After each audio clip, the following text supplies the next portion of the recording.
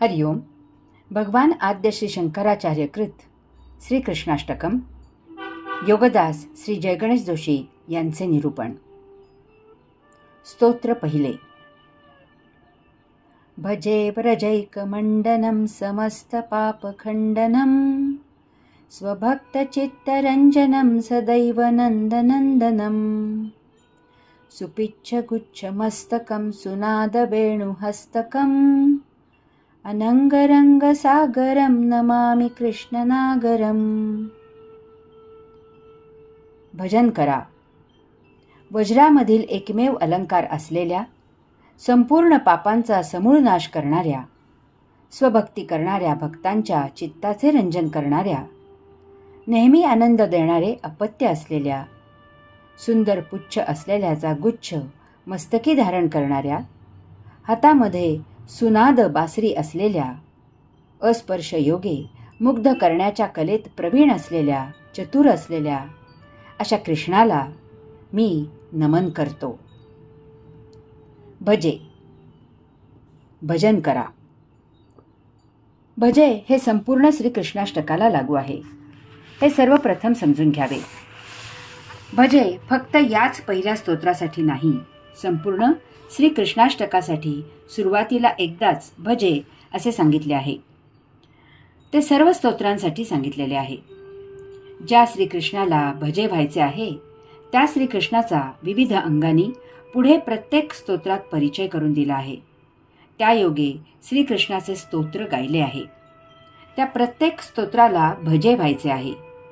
या प्रत्येक स्तोत्रात श्रीकृष्णाची विविध वैशिष्ट्ये गायली आहेत.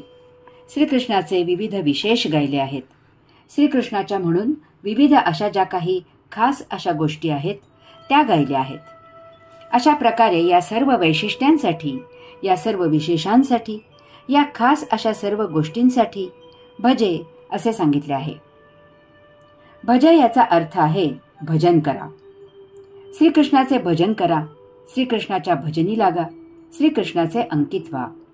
श्रीकृष्णाचे पाईक, सेवक, दास व्हा. श्रीकृष्णाला शरण जा. श्रीकृष्णाच्या वचनात राहा. श्रीकृष्णापुढे नतमस्तक व्हा. श्रीकृष्णाला नमन करा. अंतःकरणात श्रीकृष्ण हाच एकमेव भाव असू द्या. अंतर्यामी श्रीकृष्ण हीच अनन्य भावना असू द्या. अंतःकरणात श्रीकृष्णाची प्रस्थापना करा. श्रीकृष्णाची धारणा करून ध्यानस्थ व्हा. श्रीकृष्णाशी योग जुळून येऊ द्या. श्रीकृष्णमय व्हा.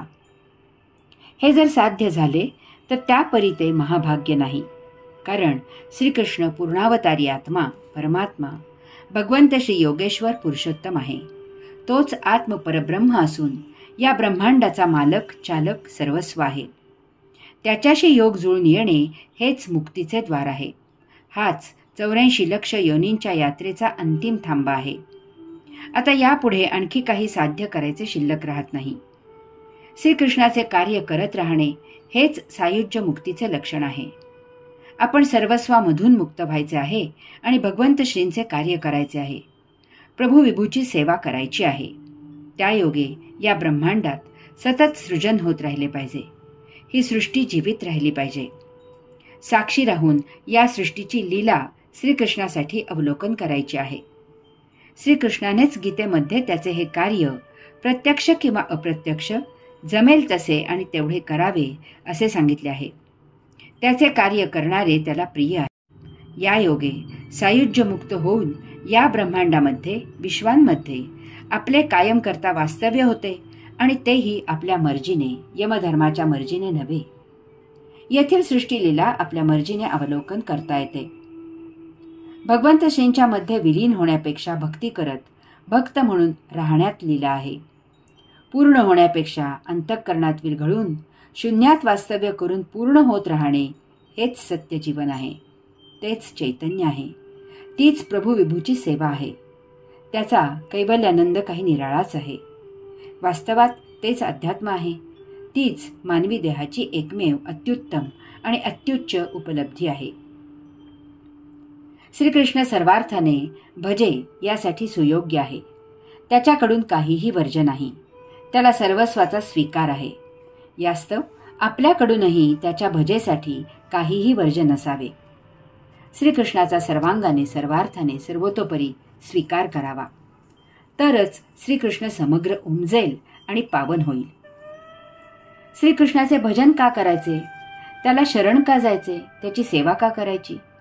कारण याशिवाय आपण अन्य काहीही करू शकत नाही. अन्य काही करायला आपल्या हातात आहेच काय? पुरुषोत्तम सूक्ष्माहून सूक्ष्म असून तो अरूप, अदृश्य, अव्यक्त, निराकार, निर्गुणी, निर्लेप आहे. तीच ब्रह्मांडामधील एकमेव सर्वोच्च शक्ती आहे. तीच परम ऊर्जा आहे.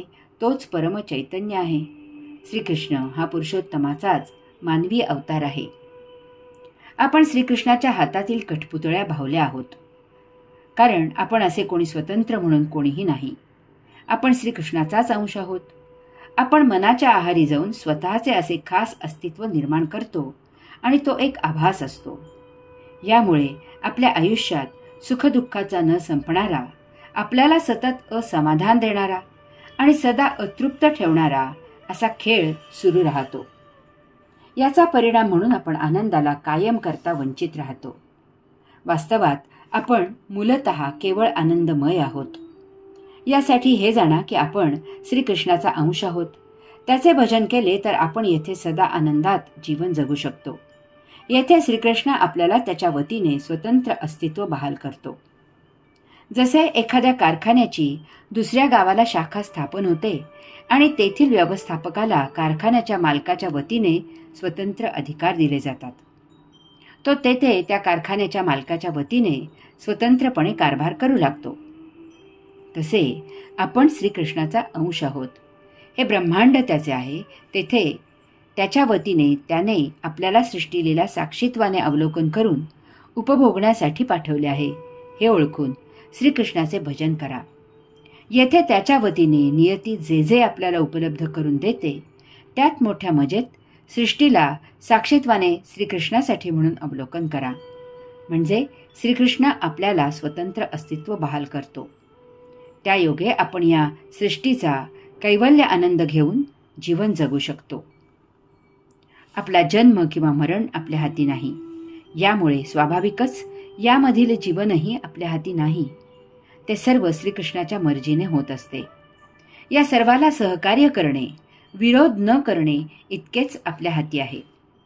कारण तसे केल्याने आपले जीवन कैवल्यानंदात व्यतीत होते.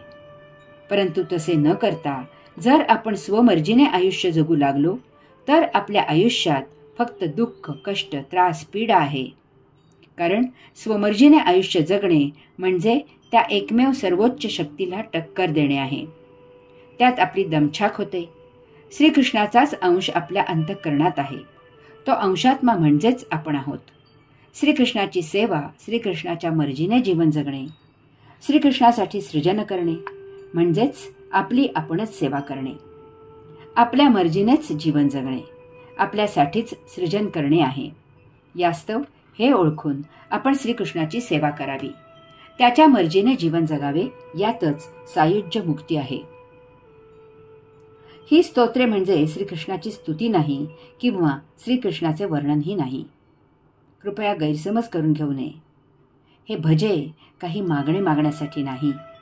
एका सुदिनी सुवेळी श्रीकृष्णाची एकरूपता साध्य झाल्यावर त्या योगे त्या भावावस्थेमध्ये भगवान आद्य श्री शंकराचार्यांनी केलेले हे श्रीकृष्णाच्या वैशिष्ट्यांचे, त्याच्या विशेषांचे, त्याच्यामधील खास गोष्टींचे वर्णन आहे.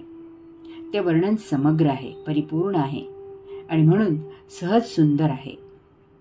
एकरूपता साध्य झाल्यावर आणखी काही मिळवायचे आणि मागायचे शिल्लक राहत नाही. श्रीकृष्ण सर्वज्ञानी, सर्वांगानी जाणला जावा. त्याला जाणण्यात काहीही उणीव राहू नये असा शुद्ध भाव यामध्ये आहे. श्रीकृष्णाष्टकम फार सुंदर, मधुर चालीत आणि ठेक्यात गाता येते. हा भाव ओळखून आपण पूर्ण भावभक्तीने, असीम श्रद्धेने श्रीकृष्णाष्टकम वाचायचे आहे, गायचे आहे. हा श्रीकृष्णाचा भक्तियोग आहे. तो जुळवून आणायचा आहे. तसेच एवढ्यावर न थांबता श्रीकृष्णाची ही वैशिष्ट्ये, श्रीकृष्णाचे हे विशेष, श्रीकृष्णामधील या खास अशा गोष्टी श्रीकृष्णावरील अत्यंत भावभक्तीने, पूर्ण श्रद्धेने, ज्ञानाने जाणून घ्यायच्या आहेत. येथे ज्ञानयोगही साध्य करायचा आहे. श्रीकृष्णाष्टकम हे एकदा वाचून खाली ठेवण्याचे पुस्तक नाही, ते नित्य पठनीय आहे. त्याच्या गायनाने, वाचनाने आपल्या देहादी इंद्रियांवरही त्याचा प्रभाव व्हायला हवा आहे. त्याचा आपल्या मनावर परिणाम व्हायला हवा आहे. हा कर्मयोग आहे. नित्य नियमित दररोज जितका वेळ मिळेल तितका एका जागी एकचित्त होऊन स्वतःजवळ बसावे. श्रीकृष्णाष्टकमच्या वाचनाने ही इच्छा आहे आणि त्याचे आचरण सहजच आपोआप सुरू होईल. कटाक्षाने ते करावे. या योगे स्वस्ती वाचन करावे, म्हणजे स्वचित्ती स्वतःचा अभ्यास करावा. स्वतःला ओळखावे. आपण श्रीकृष्णमय होण्यासाठी प्रगती करत आहोत याची खात्री करून घ्यावी. यात आवश्यक ती सुधारणा करावी. ही योगक्रिया आहे. या योगे प्रगती होऊन आपल्याला अक्रिया योग केव्हा प्राप्त झाला ते आपल्यालाही समजणार नाही. तीच अंतिम उपलब्धी आहे. या योगे आपले भरकटलेले मन श्रीकृष्णमय होईल. ते ताळ्यावर येईल. या भौतिकापेक्षा ते अध्यात्ममार्गी यात्रा करू लागेल. यासाठीच येथे श्रीकृष्णाला भजे असे सांगितलेले आहे. व्रजैक मंडनम, व्रजामधील एकमेव अलंकार असलेल्या. भगवान आद्य श्री शंकराचार्यांनी श्रीकृष्ण हा व्रजामधील एकमेव अलंकार होता असे श्रीकृष्णाचे वैशिष्ट्य म्हणून सांगितले आहे. व्रजैक मंडनम म्हणजे व्रज एक मंडनम. श्रीकृष्ण व्रजामध्ये असलेला एकमेव अलंकार होता. तो व्रजभूमीवरील असलेला एकमेव अलंकार होता. तो व्रजामध्ये राहत असलेल्यांचा एकमेव अलंकार होता. श्रीकृष्ण हा व्रजामधील, गोकुळामधील एकमेव अलंकार होता. आपण अंगावर अनेक अलंकार घालतो आणि मिरवतोही, परंतु त्यातही एखादा अलंकार असा असतो की तो इतर सर्व अलंकारांमध्ये आपल्याला जरा जास्तच शोभून खुलून दिसतो. आपण इतर कितीही अलंकार घातले तरी हा असा अलंकार आपण नेहमीच घालतो, त्याशिवाय आपण बाहेर जात नाही. हिंदू विवाहित स्त्रिया कपाळाला कुंकू, गळ्यात मंगळसूत्र आणि हातात कंकण घातल्याशिवाय घराबाहेर जात नाहीत. हे सर्व त्यांच्यासाठी सौभाग्य अलंकार असतात. त्यांनी कितीही उंची उत्तमोत्तम कपडे परिधान केले आणि त्यांनी कितीही साजा शृंगार केला आणि त्यांनी कितीही मौल्यवान नाजूक नक्षीकाम केलेले इतर अनेक दागिने घातले तरीही कपाळाला कुंकू, गळ्यात मंगळसूत्र आणि हातात कंकण घातल्याशिवाय हिंदू विवाहित स्त्रिया कधीही घराचा उंबरठा ओलांडत नाहीत. सौभाग्य अलंकार त्यांच्यासाठी फार मोलाचे असतात. याचप्रमाणे व्रजवासियांना श्रीकृष्ण हा अलंकार फार मोलाचा होता. श्रीकृष्णाने सांगावे आणि व्रजवासियांनी ऐकावे, ते श्रीकृष्णाच्या अर्ध्या वचनात होते. बालपणी श्रीकृष्णाने महाखट्याळपणा करून गोपींच्या खोड्या काढल्या, तरीही गोपींचे श्रीकृष्णावरील प्रेम तसूभरही कमी झाले नाही. त्यांनी श्रीकृष्णाच्या सांगण्यावरून परंपरागत चालत आलेली इंद्राची पूजा बंद केली आणि त्याऐवजी त्यांनी गोवर्धन पर्वताची पूजा केली. गोकुळावर श्रीकृष्णामुळे संकटे येत असूनही त्यांनी श्रीकृष्णाला गोकुळ सोडून निघून जा असे कधीही सांगितले नाही. त्यांच्यासाठी त्या सर्वांनी गोकुळामधून वृंदावनी स्थलांतर केले. जी जी संकटे आली त्या सर्वांचा गोकुळवासी, वृंदावनवासी हे सर्व एक कुटुंबीय आहेत या भावनेने त्यांचा त्या सर्वांनी एकजुटीने सामना केला. त्यासाठी सर्व काही आनंदाने सोसले. इतका श्रीकृष्ण व्रजवासियांचा फार मोलाचा अलंकार होता. आपण अलंकार इंद्रियांवर घालतो, गळ्यात घालतो, अंगावर मिरवतो. तसाच श्रीकृष्ण व्रजवासियांच्या इंद्रियांमध्ये झिरपला होता. तो त्यांच्या गळ्यातील ताईत होता. तो त्यांच्या अंतःकरणात विरघळून विराजित झालेला होता. आपल्याला अलंकार फार मोलाचा असतो, तसेच व्रजवासियांना श्रीकृष्ण फार मोलाचा होता. आपण अलंकारांना जपतो, वासिय श्रीकृष्णाला जपत असत. आपल्याला अलंकार आभूषण असतो, तसा श्रीकृष्ण व्रजवासियांना आभूषण होता. श्रीकृष्ण व्रजामधील, समस्त पृथ्वीमधील, समस्त विश्वामधील, समस्त ब्रह्मांडामधील एकमेव अलंकार आहे. अलंकार गळ्यात अडकवून एका खांद्यापासून दुसऱ्या खांद्यापर्यंत, छातीवरून पोटापर्यंत लांब असा घालतात. याचप्रमाणे या ब्रह्मांडाने श्रीकृष्ण हा अलंकार एका टोकापासून दुसऱ्या टोकापर्यंत घालून घेतलेला आहे. श्रीकृष्ण म्हणजे ब्रह्मांडामधील एकमेव परम ऊर्जा, परमचैतन्य आहे. अशा या परम ऊर्जेमुळे, परमचैतन्यामुळे सर्वत्र ब्रह्मांडात ऊर्जा, चैतन्य अव्याहत पुरवले जाते. या योगे ब्रह्मांडातील सृष्टीमध्ये अव्याहत सृजन होत राहते, त्याचे संगोपन केले जाते आणि त्याला लय होऊन पुनर्निर्माण होत राहते. अलंकारामुळे व्यक्तिमत्व सुंदर, रुबाबदार, देखणे होते आणि खुलून दिसते. याचप्रमाणे त्या परम महादिव्य ऊर्जेमुळे, चैतन्यामुळे सृष्टी सदा ताजी, टवटवीत, चमकदार, सळसळती आणि चैतन्यमय राहते. अशा या व्रजामधील एकमेव अलंकार असलेल्या श्रीकृष्णाचे भजन करावे. भगवान आद्य श्री शंकराचार्य म्हणतात की अशा या श्रीकृष्णाला मी नमन करतो. समस्त पाप खंडनम, संपूर्ण पापांचा समूळ नाश करणाऱ्या. भगवान आद्य श्री शंकराचार्य श्रीकृष्ण संपूर्ण पापांचा समूळ नाश करणारा होता, असे त्याचे वैशिष्ट्य सांगत आहेत.